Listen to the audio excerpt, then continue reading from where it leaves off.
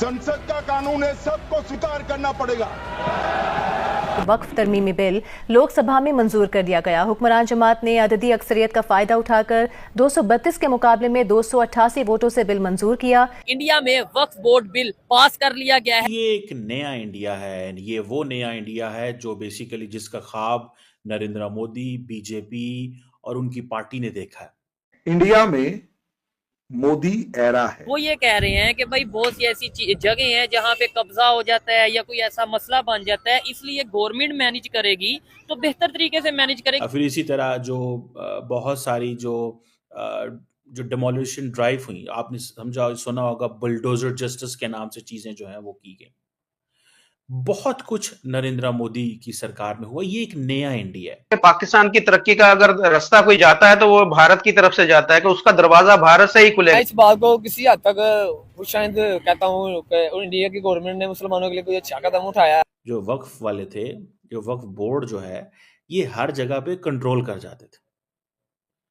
अब पहले ये था कि इनकी देखें वो अब आ गया ना, इस रिलीजियस जब नाम आता है तो आपको कंप्लीट अथॉरिटी है, आपको कंप्लीट अथॉरिटी है। अब इंक्रोचमेंट कोई भी कर ले मजहब के नाम पे। मैं पाकिस्तान में भी ऐसी बहुत सारी जगह हैं जहां पे वो जी मस्जिद बना दी। या तो पॉलिटिक्स कर लो या देश बचा लो। उसको किसी कानून कायदे के तहत नहीं चलना चाहिए, एब्सोल्युटली चलना चाहिए। दोस्तों, आज हम बात करेंगे वक्फ संशोधन विधेयक के बारे में जो हाल ही में लोकसभा में पास हुआ है। बीजेपी के सहयोगी पार्टियों ने इस बिल का खुलकर समर्थन किया जबकि विपक्ष ने इसका विरोध किया। केंद्रीय मंत्री किरण रिजिजू ने कहा कि भारत से ज़्यादा सुरक्षित जगह अल्पसंख्यों के लिए दुनिया में नहीं है। वो ये भी बोले कि बहुसंख्यक पूरी तरह से धर्मनिरपेक्ष हैं और यही वजह है कि सभी अल्पसंख्यक यहाँ गर्व के साथ रहते हैं। विधेयक पर लगभग 12 घंटे तक बहस हुई जिसमें केंद्रीय अल्पसंख्यक मामलों के मंत्री रिजिजू ने पारसी जैसे छोटे अल्पसंख्यक समुदायों की सुरक्षा की बात की। अमित शाह ने लोकसभा में कहा कि वक्फ में संशोधन का मकसद प्रशासनिक सुधार करना है। अब विपक्ष ये कह रहा है कि ये मुसलमानों या माइनॉरिटीज़ के साथ जुल्म है, लेकिन सरकार का कहना है कि यह बिल लाया गया है ताकि करप्शन खत्म हो सके और किसी की प्रॉपर्टी पर नाजायज़ कब्जा न हो। सरकार और वक्फ बोर्ड की प्रॉपर्टी को बेहतर तरीके से मैनेज करने के लिए ये कदम उठाया गया है। तो दोस्तों, क्या आप सोचते हैं कि ये बिल सच में अल्पसंख्यों की सुरक्षा करेगा या फिर इसे लेकर और भी विवाद होंगे? अपने विचार कमेंट में ज़रूर बताएं। इंडिया में वक्फ बोर्ड बिल पास कर लिया गया है जिसके ऊपर काफी चर्चा किया जा रहा है। इंडिया की अपोजिशन ये कहती नजर आ रही है कि भाई ये मुसलमानों के साथ या माइनॉरिटीज के साथ जुल्म है, जबकि इंडिया की गवर्नमेंट का ये स्टांस है कि ये बिल इसलिए लाया गया है ताकि करप्शन ना हो, ताकि किसी की जगह के ऊपर ना जायज कब्जा ना हो और गवर्नमेंट वक्फ बोर्ड की जितनी प्रॉपर्टी है उसे बेहतर तरीके से मैनेज करे। इंडिया की गवर्नमेंट, इंडिया की अपोजिशन का जो स्टांस है उसके ऊपर बहुत से पॉलिटिशियंस ने बहुत सी स्पीचेस दी, जैसे कि असदुद्दीन अवैसी ने बड़ी बात की, यहाँ से अमित शाह ने बड़ी बड़ी स्पीच दी। लेकिन पाकिस्तान की पब्लिक या पाकिस्तान के लोग इस बिल के हवाले से या मुसलमानों के हवाले से जो खबर पाकिस्तान में चलाई जा रही है इसके ऊपर क्या ओपिनियन रखते हैं? ये एक नया इंडिया है। ये वो नया इंडिया है जो बेसिकली जिसका ख्वाब नरेंद्र मोदी, बीजेपी और उनकी पार्टी ने देखा है। बीजेपी की लीडरशिप के तहत बहुत सारे ऐसी लीगल और जो पॉलिसी लेवल चेंजेस की गई हैं जो कि डायरेक्टली इंडिया की जो मुस्लिम पॉपुलेशन है उसको इम्पैक्ट करते हैं। आप देखें ट्रिपल तलाक बैन जो था, जिसको जो क्रिमिनलाइज किया गया, जो इंस्टेंट डिवोर्स थी, यानी कि आप ये समझ लें कि अगर आपने इंस्टेंट डिवोर्स दी तो ये क्रिमिनलाइजेशन है। इसी तरह all India Muslim personal law board जो है उसने इसको अपोज किया, मुखालफत की, लेकिन कोई मसला नहीं है। इसी तरह यूनिफॉर्म सिविल कोड जो है उसमें तब्दीलियां की गई। इस तरह वक्फ बोर्ड रिफॉर्म्स 2013 में भी की गई, जब जो गवर्नमेंट की जो स्ट्रेंथ है, जो गवर्नमेंट का जो कंट्रोल है वो वक्फ की प्रॉपर्टीज के ऊपर कर दिया गया। इसी तरह सिटीजनशिप एंड जिसे एनपीआर एंड एनआरसी, जब सिटीजनशिप अमेंडमेंट एक्ट आया, इस तरह के जो मसले मसाइल बने।